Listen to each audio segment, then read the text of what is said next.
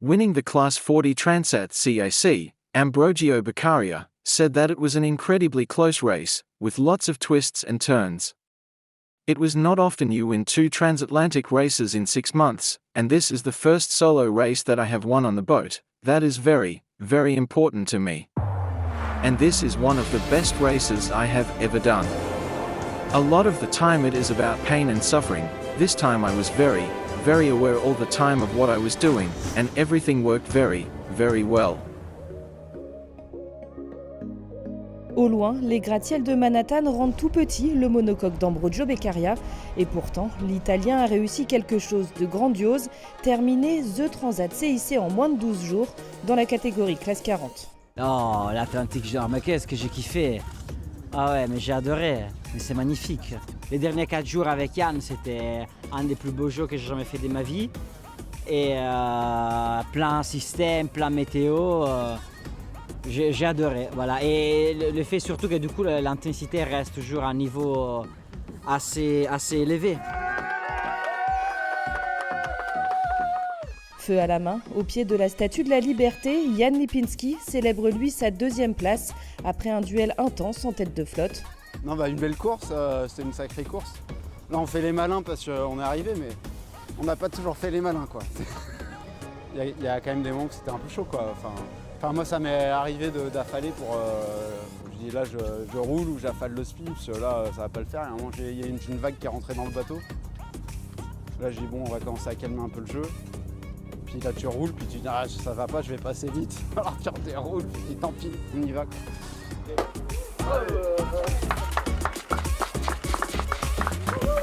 La skyline des buildings illuminés a accueilli Fabien Delahaye. Régulièrement aux avant-postes, le Normand termine sur la 3e marche du podium. La bagarre était belle, très content d'être sur le podium, clairement. Il y a eu du mieux, il y a eu du moins bien, il y a eu de tout et on continue d'apprendre.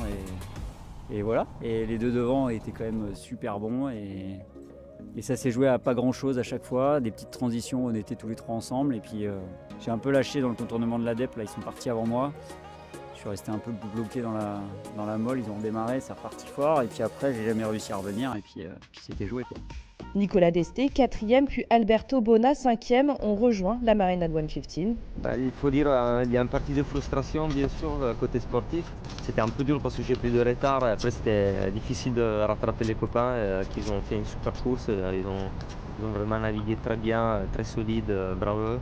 Vraiment, il y a un niveau en classe 40, on n'a pas droit à l'erreur. Chez les IMOCA, les arrivées s'enchaînent et l'émotion d'une transatlantique réussie déborde. C'est une course incroyable, voilà. Moi c'est une course qui m'a fait rêver depuis que j'étais ado.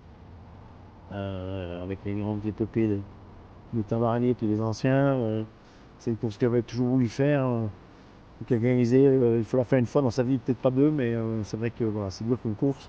C'est engagé, on savait, même si on a des conditions un peu différentes de d'habitude, mais voilà, on a tout eu. À leur tour de marquer l'histoire de The Transat CIC.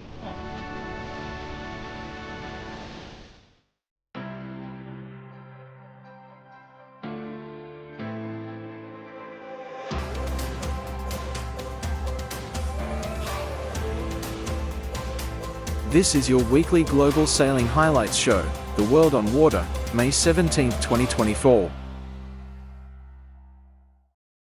In Cagliari, it was a slightly more overcast affair, with a dynamic weather system over the Bay of Angels, and the constant threat of rain showers.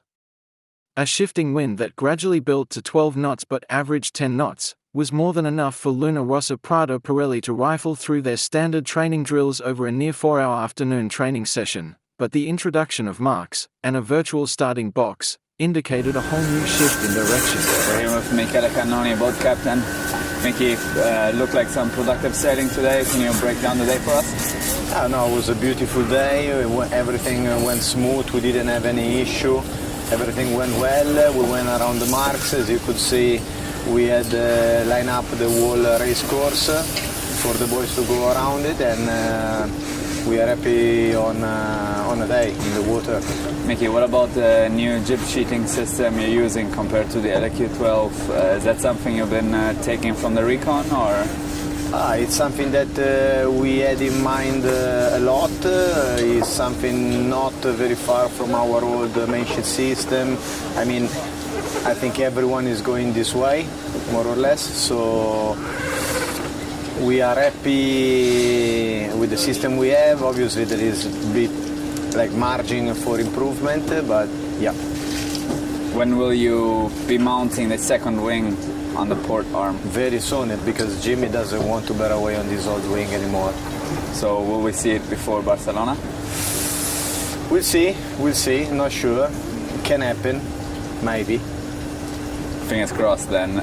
Where do you place your boat compared to the other launched?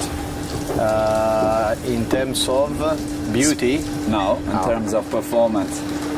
Well, it's hard to understand the performance. I mean, like, I think only us, the Kiwi and Alinghi went on the water for more than 10 days.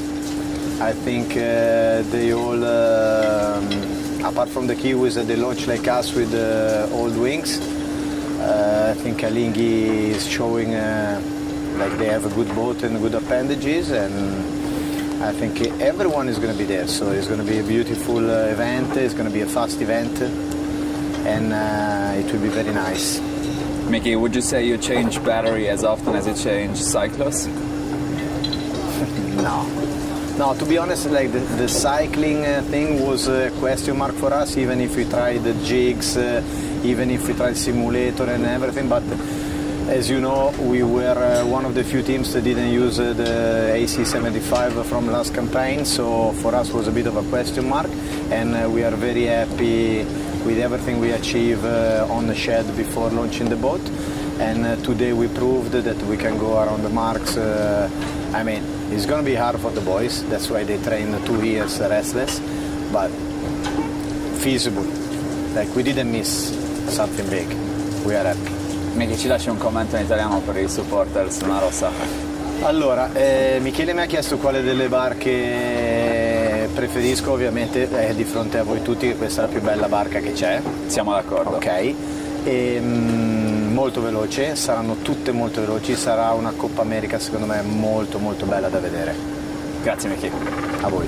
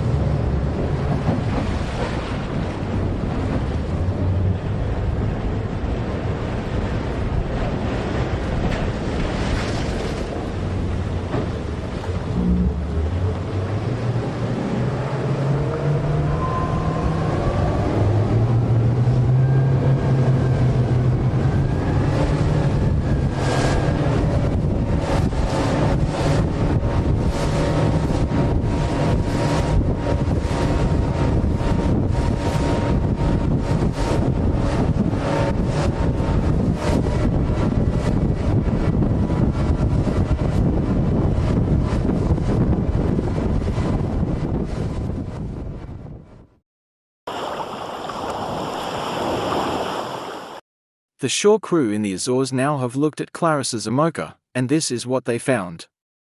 We also have reports from her after resuming racing, and further in her race to be in New York by the race start, for the return Transat. She is becalmed in a depression, and not going anywhere.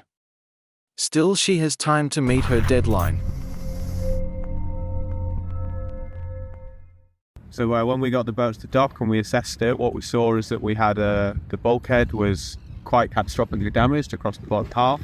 But we were fortunate that underneath the bulkhead, the hull itself was in good condition except for one localized area, which is really good news because that meant we were dealing with 2 local areas of damage that were clear and very manageable for us to go in and cut out and deal with without chasing things.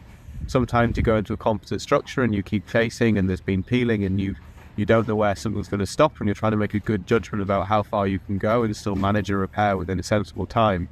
In this case, it was very clear, it was very discreet, it was that and it was that, and they're the 2 things that needed dealt with. So we were able to go in, be quite aggressive, make some big cuts, and then come in with the new parts. We made a new cave, put in a new piece of bulkhead, repair the damaged stringer on centerline, and follow a pretty clear, simple process to be able to get the boat back together in a quick time. I think it's only 2 and a bit days since we came out of here with the materials, and the guys have pulled out all the stops, and we are ready to go again. They've got the guys in the bow just taking the last couple of vacuum bags off, and then Clarisse will come down and we'll get the boat ready and we'll get off the dock and start the race again.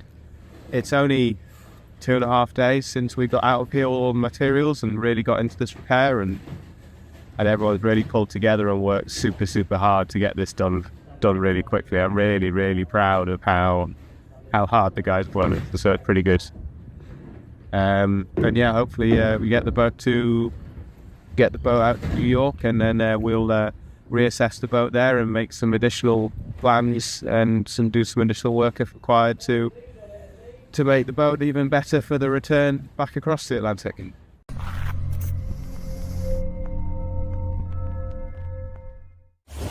Un peu de soleil, regardez-moi ça. Si c'est pas merveilleux. La nuit a été plutôt tranquille avec pas mal de petits changements de direction et de voile, mais j'ai pu pas mal dormir, c'est cool parce que ça fait déjà 3 nuits que je dis ça, jackpot. Bon, après c'est aussi parce que même si je suis en course, bah forcément il n'y a pas très grand autour, donc on se met quand même un poil moins l'impression, pour être honnête. Et bah c'est cool là, un petit rayon de soleil, ça fait du bien. J'en profite parce que dès ce soir là et la nuit prochaine ça va être moins fun. Je vais avoir jusqu'à 30-35 nœuds au reaching pour rentrer ensuite dans le cœur d'une dépression avec, je pense, une grosse phase de transition. Donc on va sortir les casques à pointe et voilà, ce sera un peu moins de chill, mais ce sera cool aussi. Ciao tout le monde.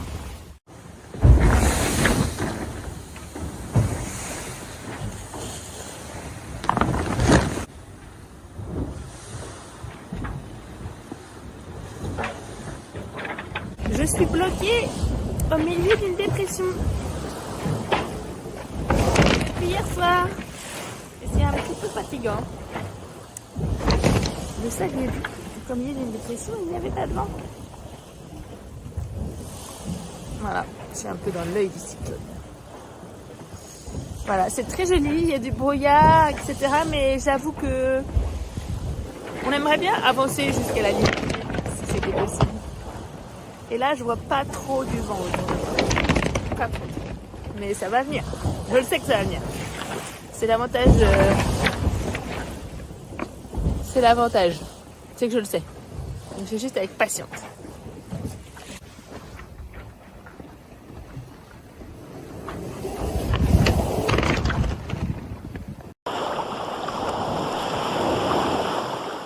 Torbjörn Törnqvist's Artemis Racing demonstrated herself to be categorically back on form after winning 5 races out of 9 at the 44 Cup Bayona. The second event of the 2024 44 Cup concluded in the Galician port, where it has been hosted by the Monte Real Club de Yates de Bayona. This class is known as boats in a box, as they can be broken down and stuffed into a container and delivered to their next venue. Another Kiwi design. It's the final day of racing in the 44 Cup Bayona, and the points on the overnight leaderboard are close. Can Artemis do enough to keep the lead and take their first regatta win in 8 years? Let's jump straight into the action and see. It's the start of race 8 on the last day of the regatta. It's pretty light as the boats will come off the starting line. Aqua, though, pretty determined on their action, and they're already tacking off to get to the right-hand side of the racecourse. Peninsula quickly following. Oh, but Peninsula have got a penalty. There's already 2 boats doing a spin. So that leaves a pack of 6 boats all heading out on starboard at the moment. As we come up the beat, Aqua, who took the right-hand side early on, have done a good job. Black Star in contention, but have to do 2 short tacks here. Are they going to complete? Yes, they are. It's very close between them and Artemis and the boat to Wimbledon end. 3 boats neck and neck as they approach into this Wimbledon mark. That's going to make it a really tight entry into the mark, and then a really slow exit for the boat right next to it.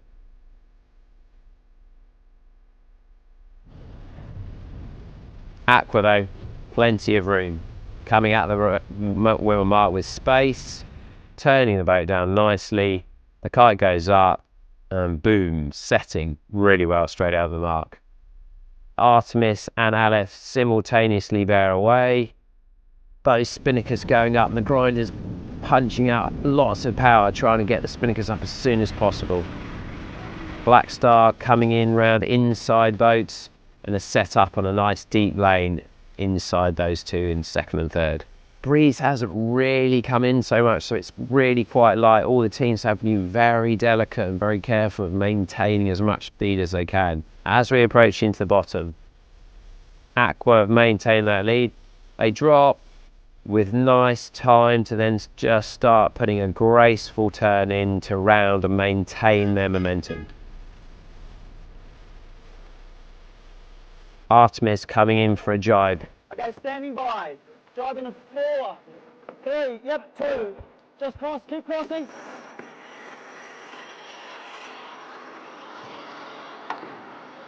No room, no room, no room, no room. Coming down, going left. No room, no room, no room, no room. Dropping in 4, 3, go jib. So a tight scenario there with Artemis doing super well to get the inside, making Black Star round outside them. The spinnaker goes down on Artemis. Aqua just sneaking through the dirty wind. It's going to be close here, really super close as they come down into the last bit. Aleph now have to avoid because they're windward boat and have to give way. They do so. The boats are at full speed, just coming into this last phase into the bottom of the leg. So as it comes into the finish, wow, it's been super close. Aqua just nail it at the finish with Aleph sneaking through into second. What a close finish. Artemis have sailed a really solid race. They're going to come across the line in third with two boats coming together. Black Star, the left of the two. Stand by, jibing in 5, 4, 3, 2, 1, jibing. Good.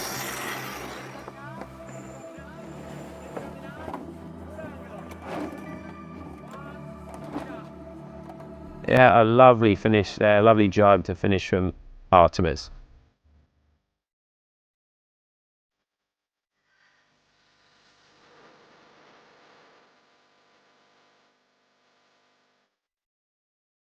It's race 9, the last race of the regatta. There's a little more wind, but the wind's a little bit more shifty. All the boats starting pretty well, but C-Ref over early, having to go back. It's been a tough beat. There's been plenty of snakes and ladders. Aqua gained out of the right-hand side again, but a close tack in there, forcing Black Star to tack off immediately. Black Star then have to do a massive duck to go behind Artemis, who've sailed superbly up this beat and in contention for the lead as they come into the top.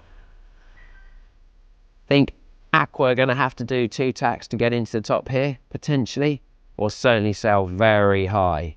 They're going for the luff. The jib starts to back a little bit, but they drop the jib just to stop it causing them a problem. That gives Artemis a lovely opportunity to roll round the front. Are Aqua going to be able to get around the buoy? Just coasting forward there, and the jib, they've got back up, and the spinnakers are going out. Yes, they're going to get around. Meanwhile, Artemis are off. Spinnakers up, kite set, everybody doing their job, they're off and going. Artemis jibe for a nice long port jibe all the way down through the middle of the course. Sailing the boat well, nice and smooth, nice and relaxed. Artemis picked a lovely ley line, going around, taking the pace onto the upwind and sail back into that better side of the course, the one on the right with the pressure. It's very busy from 3rd through till 8th, as lots of boats all trying to get out onto this side of the race course where we see Artemis right now. This is the favoured side and that's where they all want to go. Artemis, last few seconds of the race down into the finish. They know they've already won the regatta. A great result for the team. Their first regatta win in 8 years. What a fantastic way to finish this regatta, winning the last race of the regatta. Great scenes on board the boat. Torbjörn Tornqvist and his team done a fantastic job this week. That's all from here in Bayona for the 44 Cup. I hope you've enjoyed the footage, and we look forward to bringing you more fun and games and entertainment at the next regatta, which will be in Marstrand in June. This week was very good for us, but you know, it's very early days, and we need to keep moving forward and keep working on where we are now, and try and keep matching it with the top teams and become a force to be reckoned with. So yeah, we're just happy with the progress so far. Still lots to gain with the new crew. You know, their first time in the 44s, and you know, they absolutely loved it, and you know, so it was a great to have them enjoy the class as well, and then to win the regatta, they're like, oh yeah, it's pretty cool. So.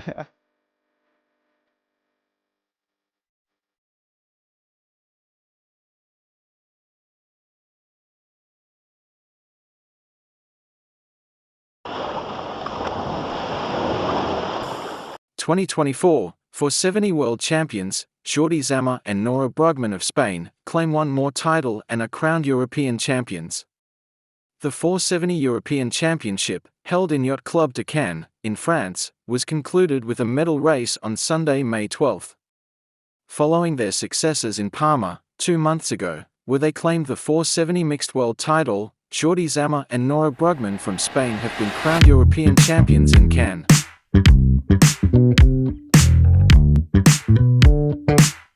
Today we don't have stable conditions. There was like up to 7 knots earlier, but during the race it dropped to actually nothing. So the race has been abandoned, and now we are waiting for the winds to come back, or for the race committee to make other decision.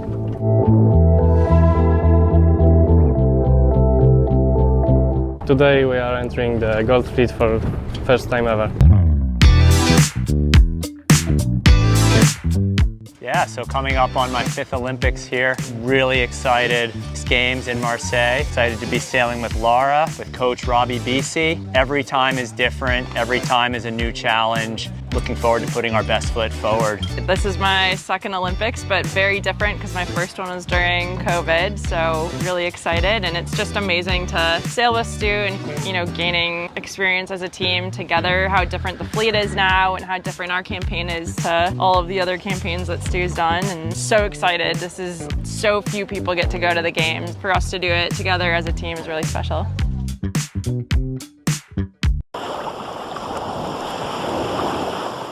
Nicholas Lundven, on Holcim PRB, came in 14th in the Amoka class of the Transat CIC, and this is before the jury. Certainly expected to be one of the key contenders for a top 5 on this race, Nico Lundven's challenge was compromised severely when he lost the bowsprit of Holcim PRB. Since then he was unable to fly any curd sails, and struggled to find speed and dropped places. Rosalind Kuiper also gives an update on the repairs to the boat in New York. Very happy to arrive here in New York. It's not so usual to arrive here by a sailing boat. Yeah, you better. So arriving just in front of Manhattan was quite iconic and quite fun, and bring lots of happiness. I just bought a new whip. Spend a couple thousand just to cruise it. Shawty said she love me, but I swear she'll never prove it. I never tell her, but I put it in the music. Well, that's okay. I'm a bit frustrated about the race because I had an issue, so I was not able to play the competition with the other boats. But it's always a good achievement to cross the Atlantic on this kind of boat, and I learned a lot of things, and it was a very good training in order to prepare the Vendée Globe.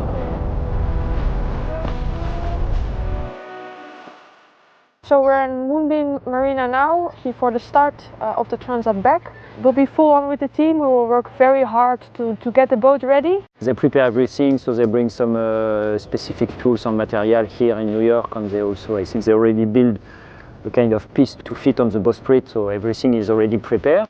that Nico can rest a little bit. Yeah, it's our boat now and we're gonna make sure it's perfectly ready for the race back. So we suffered damage on the bowsprit. The bowsprit is an extension of 1.5 meters on front of the boat where we fly our biggest sails.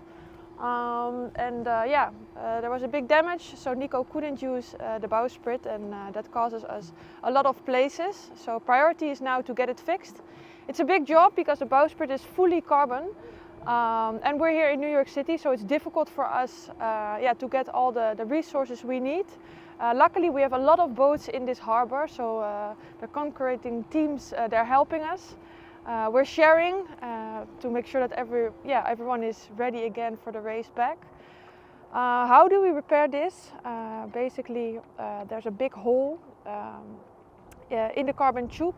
We sand it, we cut away a big piece, and then we reinforce it with a tube, and then we start doing the lamination. It's a job of around 10 days because it's all handmade and you need to do it layer by layer. But luckily we have a great technical team, very good experts, and I'm sure we can manage. Nico is resting, so we leave him in peace, and we just make sure that the boat is ready again for the 29th of May for departure back to France.